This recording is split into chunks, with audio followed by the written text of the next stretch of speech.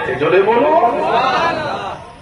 টুক টুক টুক টুক করে বাগানের বাইরে চলে গিয়ে ডাকছে, ইয়া উম্মে আবি দাহদা, আবি দাহদার মা, তাড়াতাড়ি বাইরে চলে আসে।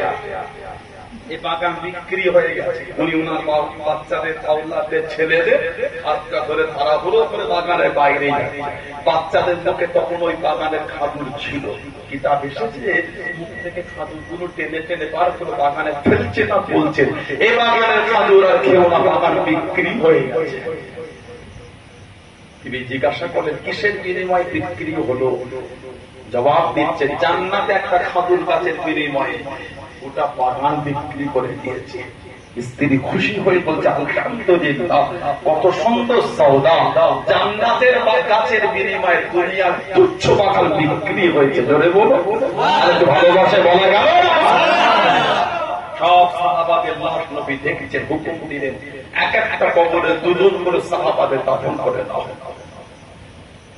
সব সাহাবাদের দাফন হয়।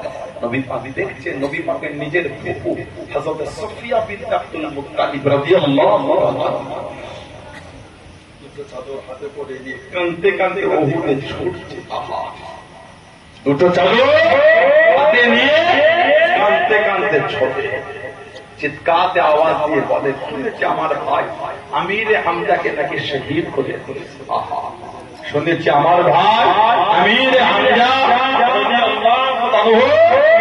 তার চোখ দুটো নাকি কাফেররা উঠিয়ে নিয়েছে। তার নাক কেটেছে, কান কেটেছে, বুকটাকে চিরে, বুকটা ফেরে, কলজে দুটোকে কেটে কাফেররা নিয়ে চলে গিয়েছে। আহা, মদ দিয়ে, শরাব দিয়ে চিবিয়ে চিবিয়ে ওনার কলজে কাফেররা খেয়েছিল। বলুন নাউযুবিল্লাহ, জোরে বলেন আস্তাগফিরুল্লাহ। কাঁদছে না, ছুটছে, দুটো চাদর, একবার ভাইয়ের লাশটা দেখবো, দুটো চাদর দেবো।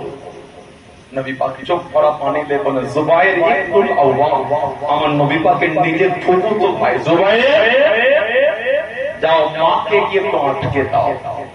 তোমার মাকে আমার চাচাজানের লাশের কাছে আসতে দেওয়া যাবে না। তোমার মা যদি আমার চাচাজানের লাশটা দেখে তোমার মা সহ্য করতে পারবে না। নিজের ভাই, চোখ নাই, কান নাই, বুকটা চিরা, কলজে দুটো নয়, তোমার মাকে একটু আটকে দাও। জুবায়ের ইবনুল আওয়াম রাদিয়াল্লাহু আনহু মায়ের কাছে গিয়ে দাঁড়িয়ে গেলেন, মা আপনার যাওয়া হবে না। জ্বর করে কান চালা করছে, জুবায়ের